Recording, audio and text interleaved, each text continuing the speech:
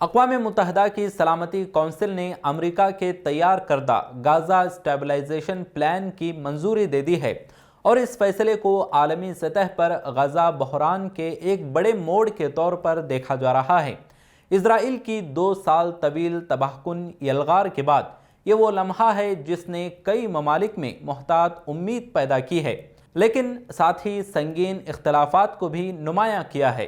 سب سے بڑھ کر فلسطینی مزاحمتی تحریک حماس نے اس منصوبے کو پوری شدت کے ساتھ مسترد کر دیا۔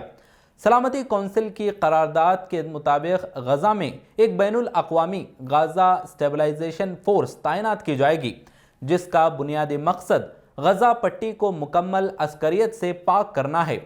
اس فورس کو غیر ریاستی گروہوں کے اسلحے کی مستقل غیر فعالی، permanent decommissioning of weapons اور مسلح ڈھانچوں کی مکمل تباہی و بحالی کی روک تھام، dismantling of military and terrorist infrastructure کا مینڈیٹ حاصل ہوگا، تاکہ غزہ میں کسی بھی مستقبل کے عسکری ڈھانچے کے امکانات ختم کیے جا سکیں۔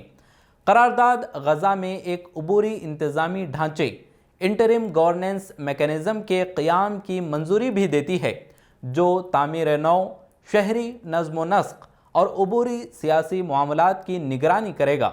اس کے ساتھ ایک آزاد نگرانی و تصدیقی نظام، independent monitoring and verification mechanism قائم کیا جائے گا، تاکہ مسلح گروہوں کو غیر مسلح کرنا، سیکیورٹی اقدامات اور جنگ بندی کے عملی نفاذ پر سخت نگرانی رکھنا شامل ہے۔ مزید برآں قرارداد غزہ میں انسانی امداد کی بلا رکاوٹ فراہمی کی ضمانت دیتی ہے اور ایک ایسے مستقبل کی طرف اشارہ کرتی ہے جہاں فلسطینیوں کے حق خود ارادیت کا امکان واضح ہو سکتا ہے۔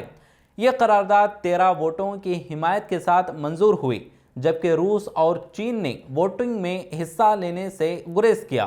سعودی عرب، مصر، قطر اور ترکی جیسے خطے کے اہم ممالک نے اس پیش رفت کو تشدد کے خاتمے کی جانب ایک ممکنہ قدم قرار دیا، لیکن ساتھ ہی زور دیا کہ اصل کامیابی اس وقت ہوگی جب تعمیر نو، انسانی حقوق اور فلسطینی ریاست کے سوال کو اولین ترجیح ملے۔ لیکن اس پر عمل درآمد کا مرحلہ بے حد پیچیدہ اور آزمائشوں سے بھرا ہوگا۔